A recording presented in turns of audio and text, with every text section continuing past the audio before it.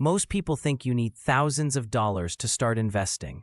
So they wait. They wait until they make more money, until they feel ready, until the perfect time finally comes.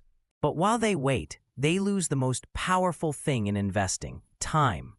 In this video, I'll show you how much money you actually need to start investing, why starting small beats waiting, and how even $100 can grow into something much bigger over time. And by the end, you'll know exactly how beginners should start investing today, even with a small amount of money. One of the biggest financial myths is this: you need a lot of money to invest. Years ago, maybe that was true, but today, you can start investing with almost any amount.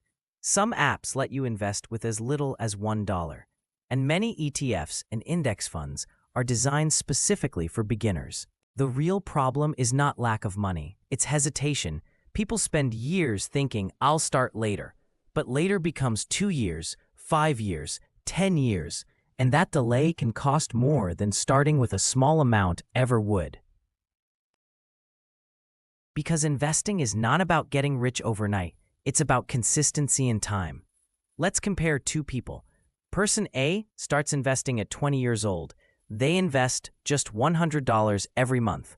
Person B waits until 30 years old, but they invest $300 every month. Even though person B invests more money, person A can still end up with more wealth because they started earlier. That's the power of compound growth. Money starts generating returns. Then those returns generate more returns, and over time, the growth accelerates. That's why waiting is expensive. Not because you missed one investment, but because you lost years of compounding. And this is exactly why starting small is completely fine. A beginner who invests $100 consistently is already ahead of most people who never start. If you're starting with a small amount of money, keep it simple. Don't try to become a stock-picking expert overnight. Most beginners lose money because they chase hype stocks, trends, or get-rich-quick investments. Instead, focus on long-term investing. For example, many beginners start with ETFs. ETFs let you invest in hundreds of companies at once instead of betting on just one stock. That means less risk and more diversification. A simple strategy could be: invest consistently every month, buy diversified ETFs, and hold for the long term. That's it.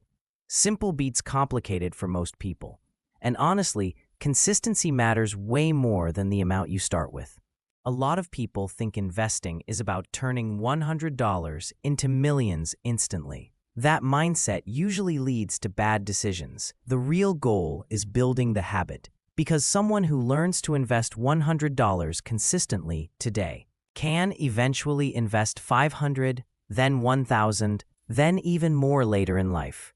But if you never build the habit, higher income alone won't save you. Many people make good salaries and still never build wealth because they spend everything they earn. Wealth usually comes from investing consistently, controlling lifestyle inflation, and giving your money time to grow. That's the boring truth nobody talks about. So, how much money do you actually need to start investing? Probably much less than you think. The biggest mistake beginners make is waiting for the perfect moment, because the perfect moment usually never comes. Starting small today is far more powerful than waiting years to start big. If you enjoyed this video, make sure to like and subscribe for more beginner investing and personal finance videos. And remember, in investing, time matters more than timing.